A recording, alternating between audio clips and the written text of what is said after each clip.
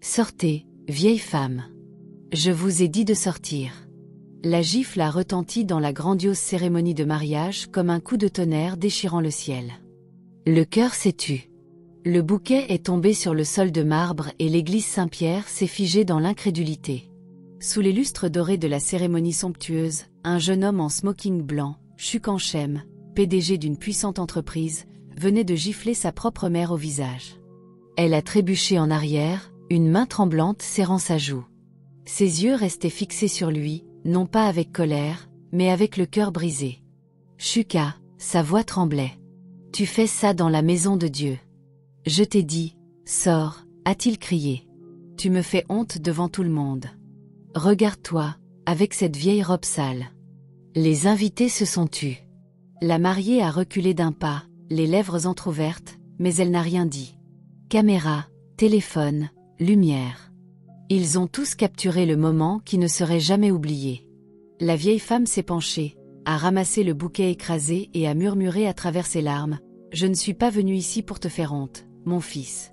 Je suis venue pour te bénir, même si tu as oublié la mère qui t'a élevé avec des larmes. » Puis elle s'est tournée. Sa robe blanche fanée frôlait le sol de marbre froid alors qu'elle marchait lentement vers les portes, sous les murmures et les regards apitoyés qui la suivaient. Dehors, le vent a soulevé son foulard blanc et la lumière du soleil de Lagos a capté l'éclat de ses larmes. « Je portais du blanc », a-t-elle murmuré. « Pas pour célébrer ton mariage, mais pour enterrer l'amour d'une mère qui t'a tout donné. » Dans un monde où le succès fait souvent oublier les mains qui nous ont nourris, cette histoire vous brisera le cœur et vous ouvrira les yeux. Ce n'est pas seulement un mariage. C'est un miroir. Un rappel qu'aucun or ne brille plus fort que l'amour d'une mère, et qu'aucune honte ne coupe plus profondément que ses larmes. Dites-nous dans les commentaires d'où vous regardez. Lagos, Nairobi, Accra, Londres, Chicago, Kingston, Johannesburg. Pardonneriez-vous un fils qui a giflé sa mère le jour de son mariage? Ne faites pas défiler. Ne clignez pas des yeux. Restez jusqu'à la fin de cette histoire, car ce soir, quelque part, une autre mère se tient dehors devant une grille, portant du blanc, attendant qu'on se souvienne d'elle. Ce matin-là, alors qu'elle marchait vers la grille, contes africains. Ce matin-là à Lagos, brûlait sous le soleil. Dès l'aube, les rues vibraient de musique, de klaxons de voitures, de tambours bas et de cloches de mariage résonnant depuis le centre-ville. Tout le monde dans le petit quartier où vivait Mama Nem parlait du mariage du jeune PDG le plus prospère de Lagos. Personne ne le disait à voix haute, mais tous savaient que c'était le mariage de son fils. Mama Nem était assise à sa table en bois branlante, tenant l'invitation que son voisin avait trouvée au marché quelques jours plus tôt. Le nom de son fils brillait en lettres dorées en relief. Le mariage de Shukanchem et Evelyn Okafor. Cathédrale Saint-Pierre. Aucune mention d'une mère. Pas de Madame Nem. Aucune invitation ne lui était parvenue. Elle a passé ses doigts doucement sur la carte, craignant de déchirer ce qui ressemblait à un souvenir. Ses yeux se sont arrêtés sur la ligne, un mariage béni par le ciel. Un léger sourire a traversé son visage, mi-fierté, mi-douleur. Le ciel, a-t-elle murmuré. Alors pourquoi cela ressemble-t-il à l'enfer pour moi? Sur le mur fissuré était accrochée une vieille photo. Un jeune Shuka souriant largement, la peau bronzée, tenant un épi de maïs grillé que sa mère vendait autrefois, les bords de la photo usés, rapiécés avec du ruban adhésif. Elle l'a regardé longuement, puis l'a glissé soigneusement dans sa poche. Dehors, les enfants jouaient et criaient. « Mama Nem, on a entendu que votre fils épouse la fille d'un politicien. Vous serez à la télévision aujourd'hui. » Elle a ri doucement. « Je n'ai pas besoin d'être à la télévision, mon enfant. Je veux juste le voir heureux. » Sa voisine, Mama Kioma, s'est approchée, tenant un bol de porridge chaud. « Mama, s'il vous plaît, n'y allez pas. Vous savez qu'il ne vous a pas invité. Ces gens-là, ils n'aiment pas voir des visages pauvres dans les mariages riches. » Mama Nem a souri, ses yeux calmes mais lourds. La bénédiction d'une mère n'a pas besoin d'invitation. Elle s'est levée, a ouvert sa vieille armoire en bois. À l'intérieur était suspendue une robe blanche fanée, celle qu'elle avait portée il y a des années pour la messe de Noël. Elle a secoué la poussière, l'a pressée doucement avec ses mains et l'a enfilée. Autour de son cou pendait le collier de son défunt mari. La brise matinale s'est engouffrée, portant l'odeur de la pluie de la veille et la poussière de la gosse, le souffle d'une mère marchant vers son destin. Si je ne peux pas m'asseoir à ses côtés, a-t-elle murmuré, je me tiendrai là où il pourra encore me voir, même de loin. La route vers le centre-ville était longue et poussiéreuse. Elle n'avait pas d'argent pour le transport, alors elle a marché, pas à pas, à travers les rues animées, passant devant des boutiques de luxe affichant le nom de Zion Holdings, l'entreprise que son fils avait bâtie. Les gens jetaient un coup d'œil à la vieille femme en robe blanche jaunie tenant un petit bouquet bon marché, puis détournaient le regard. Personne ne réalisait qu'elle était la mère de l'homme que la gosse célébrait ce jour-là. Sous le soleil brûlant, la sueur perlait sur son front alors qu'elle atteignait la cathédrale Saint-Pierre. Une grande église blanche avec des portes en forme d'ange.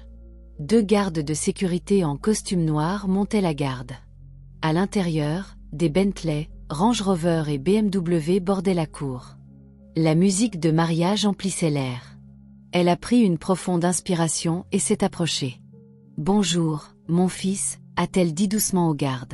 « Dites à monsieur Shuka que sa mère est dehors. » Le garde l'a regardée de la tête aux pieds. « Madame, qu'avez-vous dit ?»« J'ai dit, je suis sa mère. » Il a ricané, se tournant vers l'autre garde. « Tu entends ça ? Toutes les pauvres femmes de Lagos prétendent être sa mère ces jours-ci. » Mamanem n'a pas discuté. Elle a baissé les yeux et a dit calmement. « Alors dites-lui que la femme qui lui a donné son nom est ici. » Cela devrait suffire. Ils n'ont pas répondu. L'un d'eux a simplement pointé du doigt au loin. « Restez dehors, vieille femme. Invitez seulement. Partez avant que les caméras n'arrivent. » Elle est restée là. Le soleil brûlait. La sueur coulait sur son cou. De l'intérieur, les cloches de l'église ont sonné. La cérémonie commençait. À travers les grilles de fer, elle pouvait voir les drapeaux blancs flotter, la silhouette lumineuse de la mariée marchant au bras de son fils. Les flashs des caméras scintillaient. Pendant un bref instant, dans le reflet d'une fenêtre de l'église, elle s'est vue, une mère debout à l'extérieur du monde qu'elle avait autrefois rêvé pour son enfant. Une larme unique a glissé sur sa joue, mais elle n'a pas bougé. Elle est restée immobile, silencieuse comme une pierre, attendant. Dans ses mains, le petit bouquet tremblait. Sur ses lèvres, une prière murmurée. « Seigneur, je n'ai pas de place à l'intérieur, mais laissez ma prière s'asseoir à ses côtés. » À l'intérieur, l'orchestre jouait, pour toujours à moi. Dehors, la circulation rugissait et la poussière tourbillonnait. Entre ces deux mondes, une mère en blanc se tenait près de la grille de fer, silencieuse comme l'ombre d'un passé oublié. Le soleil montait plus haut. La lumière scintillait sur les rides autour de ses yeux comme des points de suture cousus par des années de sacrifice.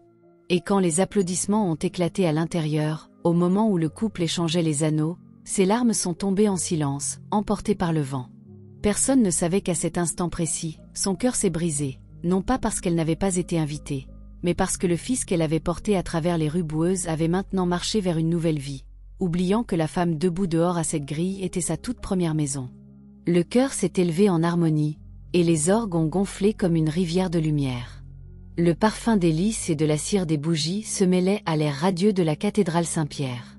Les vitraux déversaient des rayons rouges, bleus et dorés sur le sol de marbre, comme des éclats de bonheur soigneusement assemblés. Evelyne se tenait à côté du prêtre, sa robe de dentelle flottant comme un ruisseau blanc.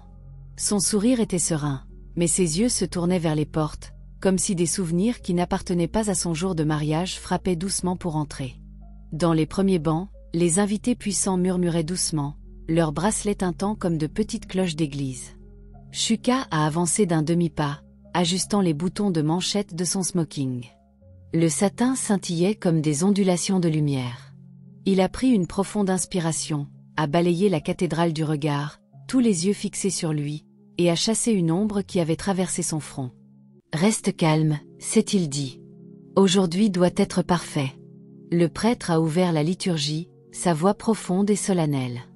Le mariage est le vœu entre deux âmes où l'amour et la révérence témoignent ensemble. Un garçon dans le cœur a toussé, un petit son perdu dans la musique. Le caméraman a ajusté son trépied, l'écran brillant avec deux visages radieux comme une affiche pour une nouvelle vie. À l'arrière, un huissier a fermé discrètement la lourde porte en bois. Tout semblait à sa place. « Vous, Evelyne, prenez-vous cet homme ?» Evelyne a hoché la tête, sa voix délicate comme du verre. Oui. Quelques applaudissements doux ont retenti comme une pluie légère. Shuka a regardé sa mariée, ses lèvres se courbant légèrement. Puis, en un clin d'œil, il a cru voir la silhouette d'une femme au-delà de la porte, son foulard blanc tremblant dans la chaleur. La lumière a changé. La vision a disparu, ne laissant que le midi sec de la gosse s'infiltrant par une fissure. Le coordinateur a fait signe à la musique de s'estomper. Le prêtre a levé la main. Si quelqu'un connaît une raison pour laquelle ces deux ne devraient pas être unis, qu'il parle maintenant. Les mots avaient à peine quitté ses lèvres qu'un léger grincement a résonné depuis la porte latérale. Personne dans les premiers rangs ne s'est retourné. Dans les mariages huppés, l'étiquette apprend aux gens à ignorer les bruits qui ne font pas partie du scénario. Mais le cœur s'est tu à moitié. Des pas doux ont touché le sol. Pas pressés, pas timides. Chaque pas portait des années. Une ombre a traversé la lumière colorée. Une vieille robe blanche apparaissait, puis disparaissait comme une vague lente.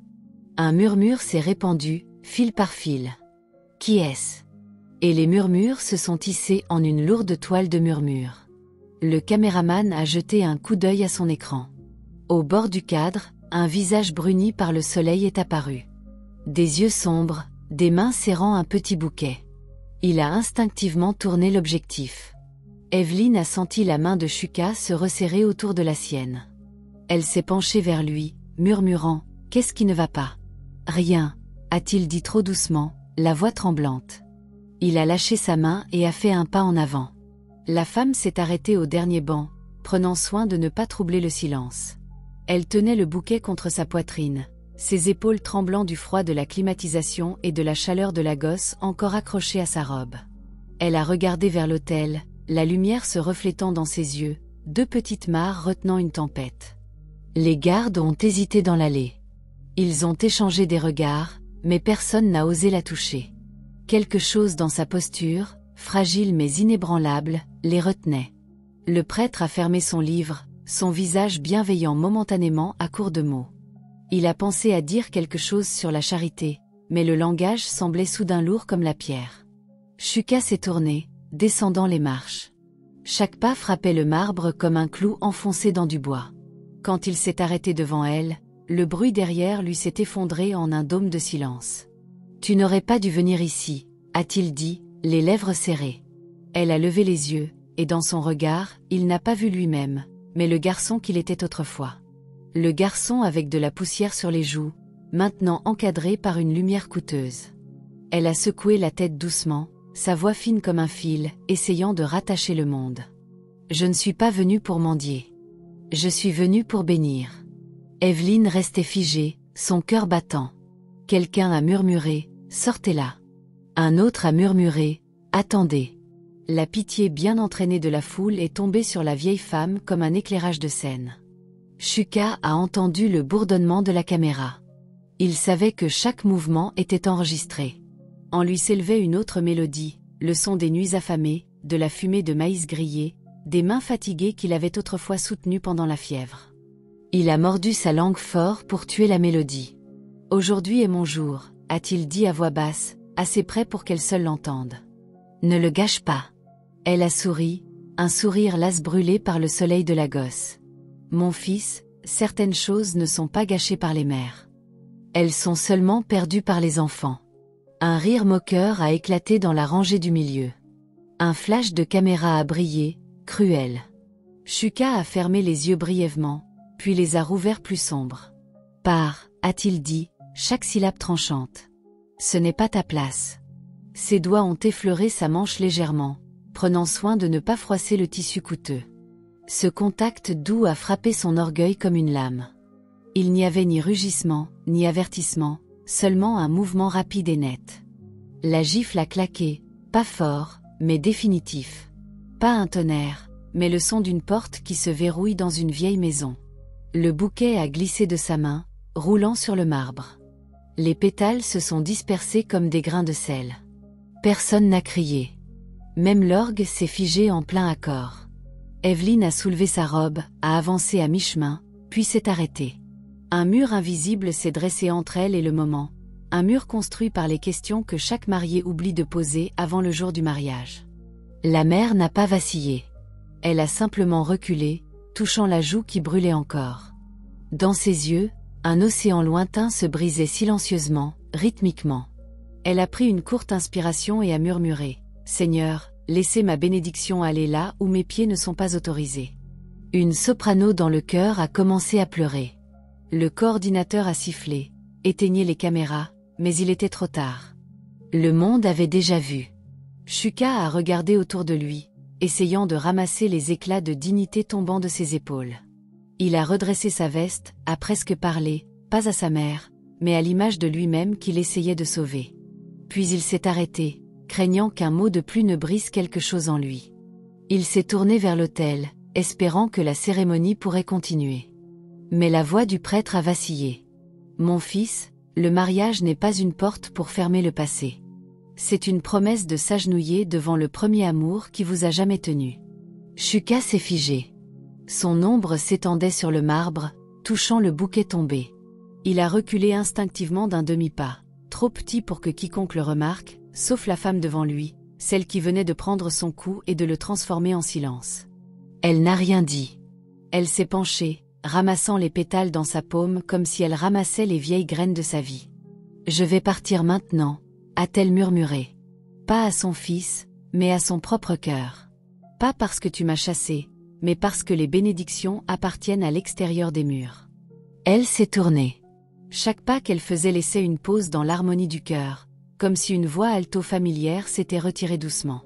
Quand elle a atteint le seuil, la chaleur de midi s'est engouffrée, soulevant l'ourlet de sa robe blanche fanée, le soleil transformant son foulard en un petit drapeau flottant.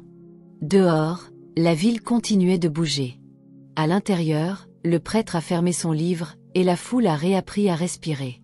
Evelyne a baissé les yeux, refusant de regarder Shuka. Le caméraman s'est affaissé sur son siège, sachant qu'il avait capturé quelque chose qui survivrait à son disque dur, quelque chose qui entrerait dans la mémoire d'une ville. Et quelque part au-dessus, les cloches de l'église ont sonné 3 fois, non pas en célébration, mais en souvenir. 3 cloches pour un mariage et pour le son creux résonnant maintenant à l'intérieur d'un fils. La première note d'un hymne de remords qu'il devait encore apprendre. Dehors, la mère en blanc a posé sa main sur la grille de fer et a murmuré des mots que personne ne pouvait entendre. Nous nous reverrons, mais pas aujourd'hui. Puis elle a marché droit dans le soleil, laissant derrière elle une église bondée, soudain trop petite pour une chose simple, un endroit où reposer les mains qu'il avait portées à travers la faim et l'espoir. Le lendemain matin, la gosse s'est réveillée au son des notifications de téléphone. À l'arrêt de bus au Alba, sur les bus d'info jaune et noir, les gens partageaient un clip tremblant. Un marié en smoking blanc lève le bras. Sa main atterrit sur la joue d'une femme dans une robe usée. La légende clignotait en bas, le marié gifle sa mère au mariage, cathédrale Saint-Pierre. Pas besoin de sous-titres. Le hoquet, le bruit du bouquet tombé, l'orgue qui s'arrête, cela suffisait pour faire retenir son souffle à la ville. Au marché Belogan, les vendeurs de tissus s'appuyaient contre leurs étals, les yeux rivés sur leurs écrans. Quelqu'un a tapé sur le haut-parleur et des pigeons se sont envolés. La mama de Naïm, oh mon Dieu, je t'en prie. Toute l'allée s'est tue. Les mains qui volaient habituellement sur les mètres de tissu ralentissaient, comme si elle se souvenait d'un vieux nom qu'elle ne pouvait se résoudre à prononcer. À la buvette du coin, la radio matinale a inséré l'histoire entre la météo et la circulation. Une rediffusion de ces dernières secondes dans l'église. La voix de l'hôte, rauque après un quart de nuit, parlait plus lentement que d'habitude. Hier soir, une vidéo a choqué le Nigeria. On l'appelle la mer en blanc. Et la question qui hante la ville est celle-ci. Jusqu'à quelle hauteur un homme doit-il grimper avant de ne plus voir d'où il vient? Le long de la route, les panneaux publicitaires de Zion Holdings. Le visage souriant de Shuka à côté du slogan « Nous construisons l'avenir » prenait un autre sens aux yeux des passants. Ce sourire ressemblait maintenant à une fine coupure scintillant au soleil. Au 18e étage du siège de Zion, la salle de réunion était lumineuse. Le café frais ne pouvait masquer le froid métallique d'un matin où quelque chose s'était brisé. Shuka se tenait devant la paroi de verre, regardant la circulation figée comme une rivière gelée. Son téléphone s'allumait sans arrêt. Journalistes, partenaires, connaissances, numéros inconnus. Les messages des relations publiques affluaient. Désactiver les commentaires. Retirer les photos du mariage. Rédiger une déclaration. Les avocats intervenaient. Les actionnaires minoritaires demandaient une réunion d'urgence. Un message d'Evelyne, froid comme la pierre. C'est fini. La porte s'est ouverte. Monsieur Okafor, le père d'Evelyne, est entré comme une bourrasque de pouvoir. 2 assistants le suivaient, des dossiers sous le bras. Il ne s'est pas assis. Tu sais pourquoi je suis là. Shuka a hoché la tête, la voix tendue. Je m'excuserai publiquement, monsieur. Pas question, monsieur, a-t-il coupé. Je ne suis plus de ta famille. Le mariage est annulé. Tout comme la coentreprise. Tu peux garder l'entreprise, s'il en reste quelque chose. Il s'est tourné pour partir, ajoutant à la porte sans regarder en arrière, un homme peut tout avoir, mais il doit d'abord être le fils de quelqu'un. La porte s'est fermée, laissant une entaille dans l'air. Shuka avait maîtrisé la négociation, le salut par les chiffres. Mais ce matin-là, aucun calcul ne pouvait équilibrer le registre. Les emails des fonds d'investissement pleuvaient comme de la grêle, suspendant le capital, révisant l'éthique du leadership, mettant les projets en attente. Les ressources humaines rapportaient des démissions. Elles signalaient que la mer en blanc apparaissait dans presque tous les chats internes. Un vieux conseiller aux cheveux argentés a été appelé. Il a tiré une chaise et a étudié Shuka comme s'il cherchait un enfant perdu dans le costume d'un PDG. Tu peux éteindre un feu médiatique, mais il y a un autre brasier qui ne fera pas les gros titres.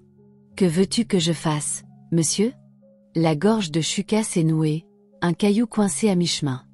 Elle est partie. Alors va la trouver. Tu penses que c'est facile ? Cette entreprise n'a jamais été bâtie sur la facilité. Shuka s'est détourné. Dehors, les ouvriers descendaient la bannière, nous construisons l'avenir. Les lettres tombaient dans une poubelle, faisant un bruit creux. À midi, Saint-Pierre a ouvert ses portes à la presse. Le prêtre a refusé les interviews, offrant une seule phrase. Nous venons ici non pour condamner, mais pour apprendre ou nous tenir. Les nouvelles ont flambé instantanément. L'Église avait parlé. Les hashtags changeaient de couleur. La colère se transformait en prise de conscience, mais le poids pesait toujours sur le nom de Shuka. Evelyne a fait sa valise. Dans son pantouse surplombant la lagune, le vent secouait les rideaux. Elle a placé l'invitation de mariage dans un tiroir, le refermant comme si elle enterrait un petit oiseau qui ne chantait plus. Son dernier message, ne me cherche pas. Trouve-toi d'abord. De l'autre côté de la ville, Mama Nem empruntait des ruelles poussiéreuses. Elle n'avait pas de smartphone et ne savait pas que sa douleur était devenue la nouvelle du soir. Assise dehors devant sa petite pièce, elle a retiré ses sandales et a lavé la marque rouge sur sa joue avec de l'eau chaude. Les voisins sont venus demander. Elle a seulement secoué la tête. Ce n'est rien. Un jour ensoleillé s'éteint à la tombée de la nuit. Elle a accroché la robe blanche sur une corde. Le soleil passait à travers le tissu fin et projetait une lueur en forme de feuille sur le mur. En fin d'après-midi, le conseil s'est réuni en session d'urgence. Les voix tonnaient à travers le bois poli. La crédibilité du leadership sévèrement endommagée. L'accord avec le ministère des Infrastructures menacé. Nous avons besoin de mesures décisives. Chaque phrase enfonçait un autre clou dans le sol. Je m'excuserai auprès de tous, a dit Shuka, les yeux si secs qu'ils brûlaient. À qui exactement, a demandé une actionnaire, aux clients, aux investisseurs, ou à la seule personne devant laquelle vous devriez vous incliner. Silence. Seul le climatiseur bourdonnait, rappelant que certaines choses continuent de fonctionner même quand les gens oublient de respirer. La réunion s'est terminée par une déclaration, Zion Holdings regrette. Mais la ville n'avait pas besoin des regrets d'une entreprise. La ville attendait une autre question. Ce fils sait-il encore le chemin de la maison ? La nuit est tombée et la gosse s'est illuminée. Les stands de suya brillaient en rouge. Sur les trottoirs, les gens se rassemblaient pour parler. Un jeune homme a dit presque nonchalamment. Ma mère a vendu des haricots pendant 10 ans pour que je puisse étudier. Je baisse ses mains tous les dimanches.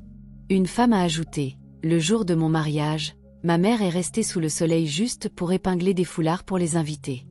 Je n'oublierai jamais.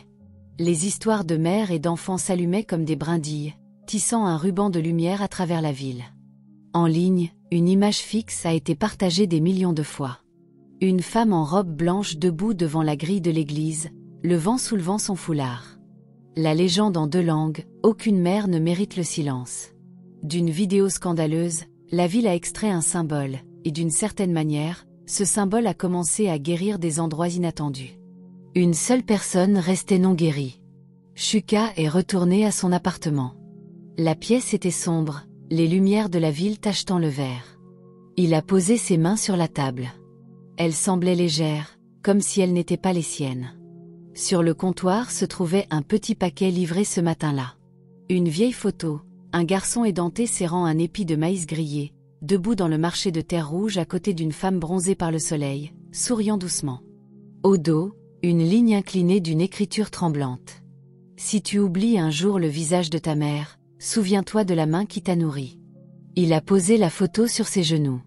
Au loin, les tambours babattaient lentement, si lentement qu'il pouvait entendre entre les battements le son d'une prière non dite. Dehors, le vent passait sur l'endroit où se trouvait l'affiche, portant l'odeur de la colle séchée et de la poussière dans la pièce. La ville avait jugé. Les actionnaires avaient décidé. La mariée était partie. Une seule porte restait fermée. Il s'est levé, a pris sa veste. Pas de rendez-vous, pas de cortège.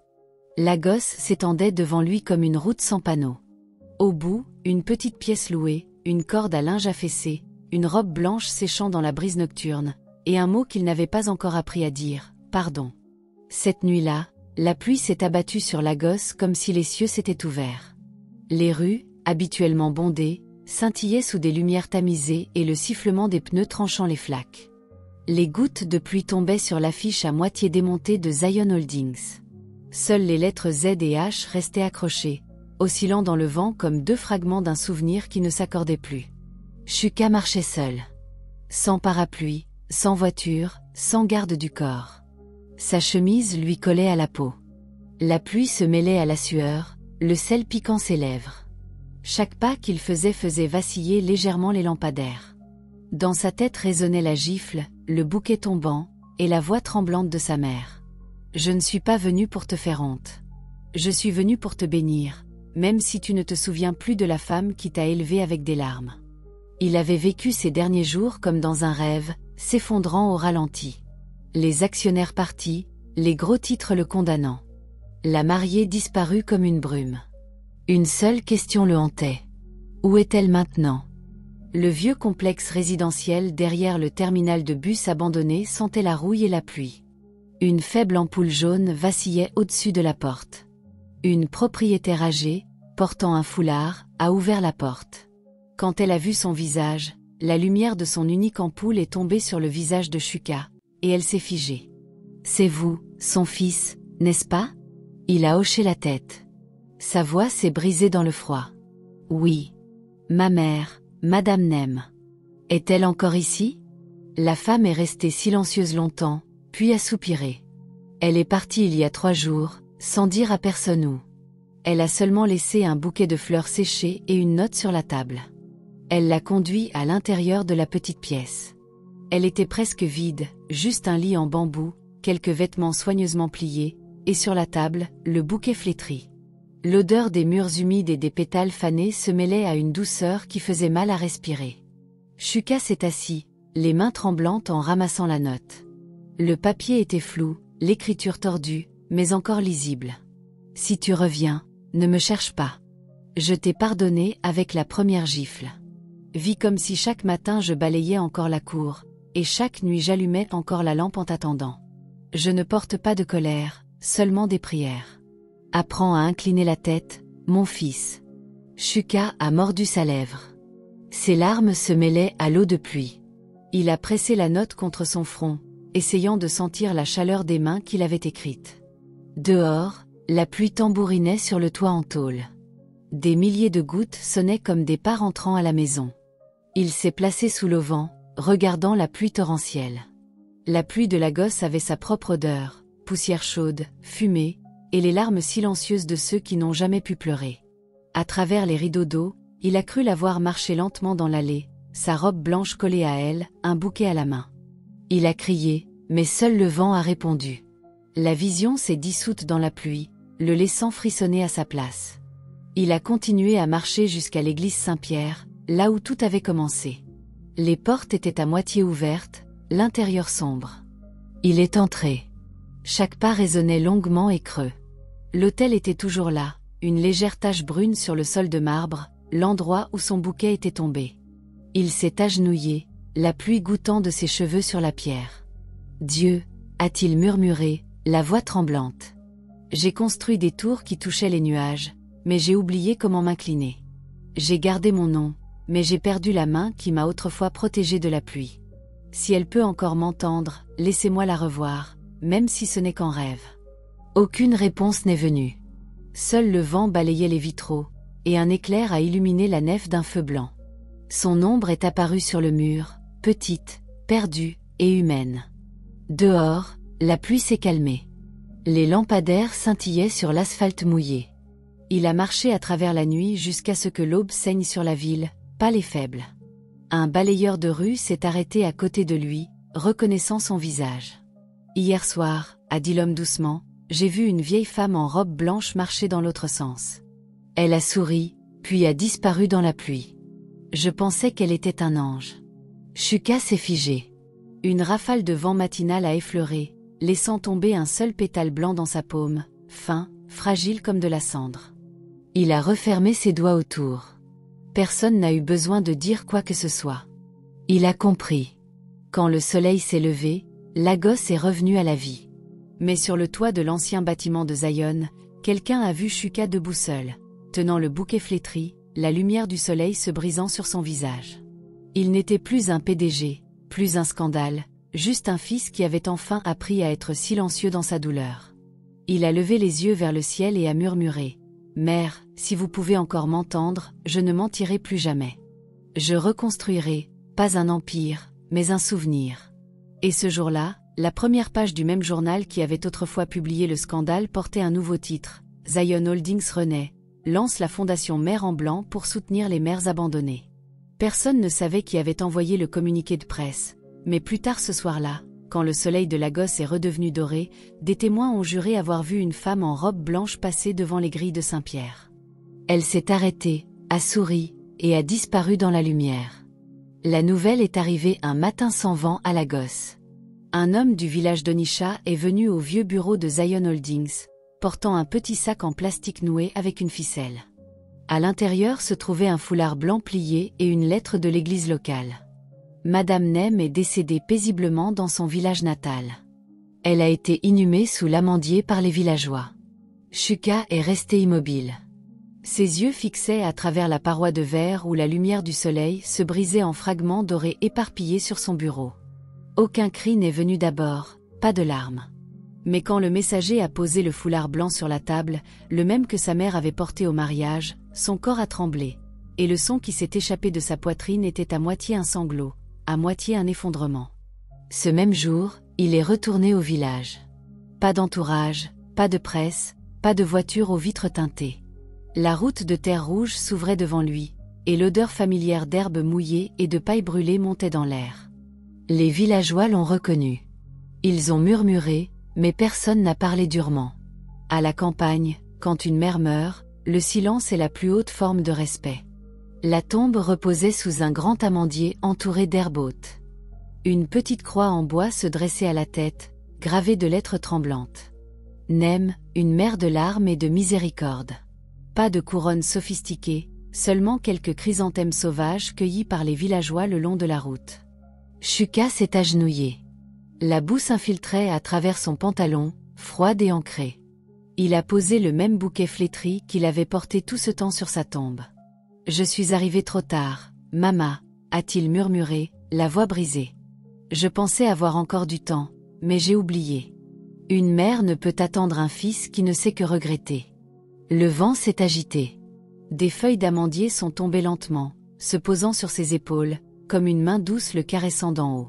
Il a pleuré longtemps, non pas en tant que PDG, non pas en tant que l'homme qui avait autrefois fait suffoquer une nation d'une seule gifle, mais en tant qu'enfant cherchant sa mère parmi la terre et le vent. Plus tard cet après-midi, le prêtre du village est arrivé. Il a parlé doucement. Elle n'a laissé aucun bien. Seulement cette note pour vous. Il a tendu à Shuka une feuille de papier humide et fanée. L'encre avait brouillé sous la pluie, mais les mots restaient. Si un jour tu reviens et que je suis parti, ne pleure pas trop longtemps. Transforme tes larmes en une rivière qui aidera d'autres mères à trouver la lumière. Les mots ont frappé comme une étincelle dans son cœur. Des mois plus tard, les journaux nigérians portaient le titre « La Fondation Mère en Blanc soutient les mères abandonnées par leurs enfants ». Il n'y avait pas de conférence de presse, pas de discours, juste Shuka debout silencieusement dans la cour d'un vieux refuge, vêtu d'une simple chemise blanche, tenant un bouquet de marguerites. « J'ai tout perdu une fois », a-t-il dit à quelques journalistes. Mais la seule chose que je ne dois plus jamais perdre, c'est la compassion de ma mère. Cette fondation n'est pas pour la rédemption. C'est pour la prévention.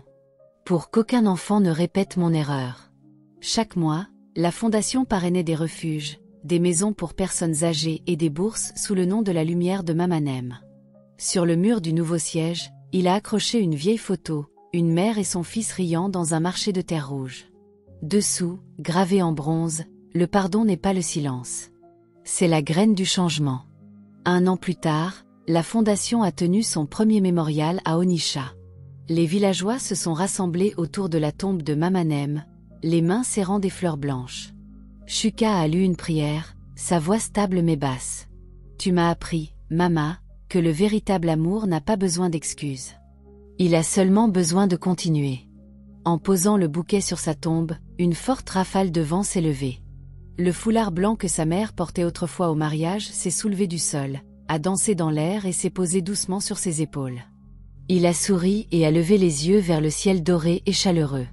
Les feuilles d'amandier scintillaient dans la lumière du soir, tombant comme des bénédictions qui avaient enfin trouvé leur chemin. De loin, le son des tambours bas a commencé à s'élever, se mêlant aux voix des femmes du village, chantant une chanson pour une mère qui était partie discrètement, mais dont l'amour ne s'effacerait jamais. Dans la vie, il y a des excuses qui arrivent trop tard. Mais ce qui compte vraiment, c'est que nous choisissions encore de changer. Une mère peut pardonner, mais le temps ne revient jamais en arrière. Chérissez les moments où vous pouvez encore dire les mots « Mama », car aucun projecteur ne brillera jamais plus fort que son sourire. Mamanem est peut-être partie, mais la mère en blanc vit, une lumière guidant des milliers de mères oubliées. Son histoire n'est pas seulement une histoire de douleur, mais un appel à réveiller chaque cœur. Un rappel à nous tous qui courons après le succès et oublions la maison qui nous a autrefois construits. Si votre mère est encore là, remerciez-la aujourd'hui. Si elle est déjà partie, faites quelque chose de bien en son nom. Que votre gentillesse devienne l'excuse que les mots ne peuvent plus exprimer. Partagez cette vidéo pour diffuser le message de la maternité africaine. Un amour qui ne connaît ni frontières, ni couleurs, ni distance. Dites-nous dans les commentaires d'où vous regardez. Lagos, Nairobi, Accra, Hanoï, Saigon, Londres, Chicago ou Johannesburg. Pour que le monde voie que l'amour d'une mère est le langage que chaque cœur comprend. Et n'oubliez pas de vous abonner à Affaires par TTL pour entendre la prochaine histoire où les larmes, le regret et la compassion d'une mère continuent de créer des miracles. Parce que là où il y a une mère, il y aura toujours